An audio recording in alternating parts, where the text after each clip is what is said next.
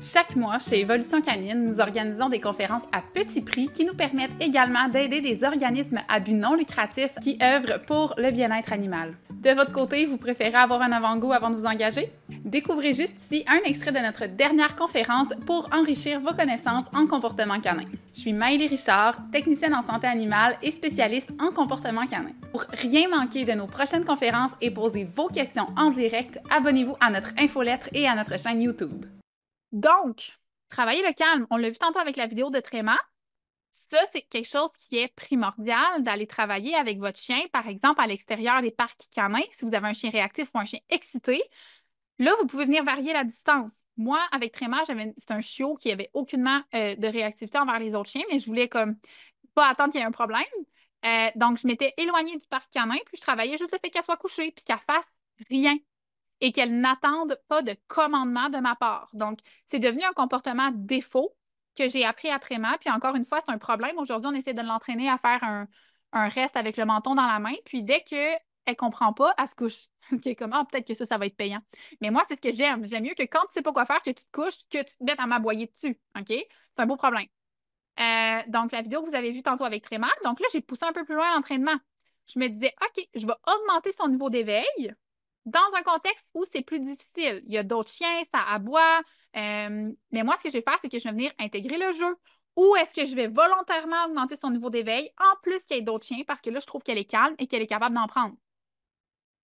Donc, je suis quand même à l'extérieur du parc canin. Je ne ferai pas exprès pour aller créer une chicane dans un parc canin. Donc là, il y a eu l'aboiement du chien. Elle a regardé l'autre chien. Elle m'a regardé. Good, on va venir te récompenser avec un motivateur qui va augmenter ton état d'éveil. Mais c'est parce que ça, c'est la réalité. Ça se peut que ton niveau d'éveil soit plus haut puis que tu rencontres des choses qui vont être très stressantes pour toi, mais je veux quand même que tu sois capable de travailler. Donc là, elle est dans la joie. Je lui demande de donner son jouet. Elle me le redonne. Puis là, pour le bien de la cause, je range mon jouet et je viens éteindre la vidéo. Par contre, tout de suite après, ce que je fais, c'est que je retraverse la rue et je vais lui faire chercher des récompenses au sol. OK?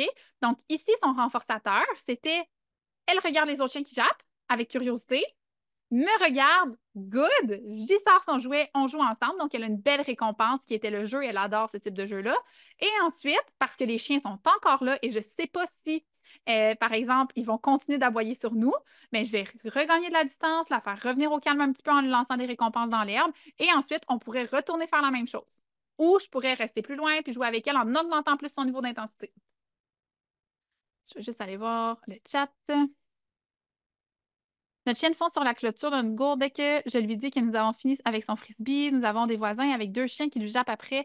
Elle continue de faire de le faire même s'ils ne sont plus là. J'ai essayé plusieurs choses, mais elle a associé la fin du jeu à charger la clôture. Frustrée, penses-tu que lancer des croquettes au sol dans le gazon, ça aiderait? J'avoue que de ne pas avoir pensé à essayer. Euh, Quel défouloir vous lui proposez à l'arrêt d'un frisbee? Le tug, c'est pas mal, effectivement.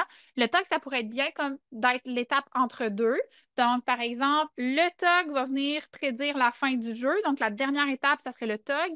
Mais ce qui me fait peur là-dedans, euh, c'est que ça vienne encore une fois prédire l'arrêt puis qu'elle reste dans cet état d'esprit-là. Donc, oui, on pourrait l'essayer, mais j'aurais tendance à, par exemple, dans le frisbee, je ne sais pas, la session de jeu dure 15 minutes. Les 5 dernières minutes, on fait, par exemple, je lance le frisbee, tu reviens, couche, on fait beaucoup, beaucoup de calme, beaucoup, beaucoup, beaucoup de retour au calme. Je comprends que le frisbee vaut 1 million de dollars à ses yeux, mais c'est de pairer les 5 dernières minutes, puis là, je dis 5 dernières minutes, mais peu importe, là, 5 dernières minutes avec une activité que on fait du frisbee beaucoup moins intense. Donc, ça peut être juste un petit roulage au sol ou juste un catch dans les airs. Donc, je lance dans les airs, le chien saute, on fait un échange, nourriture au sol de très haute valeur en grande quantité. Donc, le chien cherche. Puis, au moment où tu la sens comme calme et tu as l'impression qu'elle attend la nourriture et pas lance-moi le frisbee à la bordeur, à ce moment-là, oui, on pourrait commencer à dire OK, c'est terminé, quitte à changer le mot qui indique la fin. OK? Parce que ça aussi, l'attente est peut-être comme dans le tapis. Comment faire avec un chien indifférent aux croquettes et aux friandises? J'avais le même problème avec ma Shiba. Maintenant, j'augmente son niveau d'éveil avec le jeu et j'ai réussi à l'intéresser aux autres motivateurs comme la nourriture, poisson séché, bout de fromage. Oui, et ça l'intéresse après avoir augmenté son niveau d'éveil. C'est vraiment des beaux points. J'adore vous voir échanger dans le groupe, dans le chat. Mais en fait, c'est pas nécessairement, Christiane a dit pourquoi exciter le chien alors qu'il est posé, c'est que c'est la réalité. Okay? Ça se peut que mon chien croise des déclencheurs, des choses qui vont vraiment le faire réagir dans un contexte où est-ce que il va être dans un niveau d'éveil plus élevé. Puis on a vu que les chiens de travail, notamment ici, j'ai un setter anglais lignée de chasse, donc est capable d'en tolérer du niveau d'éveil plus élevé. On voit que son niveau de performance va être mieux à un certain niveau d'éveil. Puis il y a certains chiens que pour accepter puis aimer manger, d'ailleurs, on a fait une publication là-dessus sur Instagram il y a un petit bout de temps.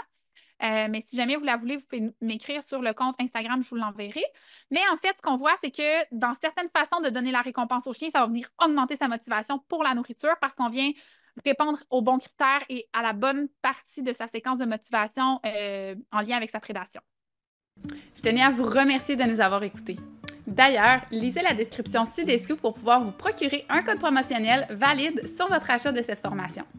Vous y trouverez aussi le lien vers tous nos cours gratuits.